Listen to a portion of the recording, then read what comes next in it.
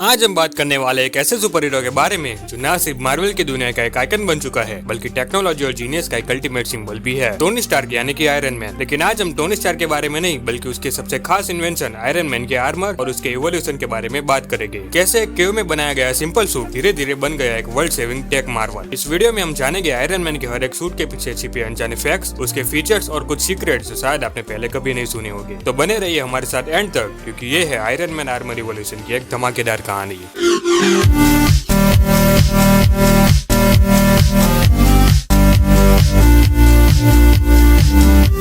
सब कुछ शुरू हुआ था अफगानिस्तान के केव में, जब टोनी स्टार्क को किडनैप कर लिया गया था। वहीं पे बना मार्क 1 एक बल्कि मेटालिक आर्मर जो एक छोटी सी आर्क रिएक्टर से पावर्ड था। ये सूट बना था बचने के लिए, लेकिन यही से शुरू हुई एक नई कहानी। मार्क 1 सूट स्टील से बना था, फ्लेम थ्रोवर और मिसाइल लॉन्चर के एक बेसिक वेपन्स के साथ। ये सूट स्टार्क ने मैन्युअली बनाया था और इसमें फ्लाइट कैपेबिलिटी भी बहुत लिमिटेड थी। मार्क 1 के क्रिएशन के वक्त आयरन मैन 1 के डायरेक्टर जॉन फेवरी ने सूट के मेजोरिटी सीन्स प्रैक्टिकल इफेक्ट से फिल्म किए थे ताकि सूट ज्यादा रियलिस्टिक लगे। फिर आता है मार्क 2 जो पहला फुल्ली फंक्शनल फ्लाइट सूट था, लेकिन इसमें आइसिंग प्रॉब्लम थी जिससे हाई एल्टीट्यूड पे जाते ही वो जम जाता था। वही आता है मार्क 3 जो पहला चमचमाता classic red and gold design था। इसमें advance repulsor, better flight stabiliser और एनहेंस वेपन थे और ये आयरन मैन का पहला ट्रू बैटल सूट भी था। जब टोनी ने अपने सुपर हीरो होने का खुलासा किया उसके बाद उसके सूट्स भी और एडवांस होने लगे। मार्क 4 इस सूट को बनाया गया था मार्क 3 के डैमेज के बाद विद स्लीकर डिजाइन और better mobility. Mark 5 the suitcase suit, ये सूट सबसे यूनिक था with portable design and suitcase form factor. मोने को रेस्ट्रिक्शन याद है, इसमें लाइट वेट मटेरियल्स थे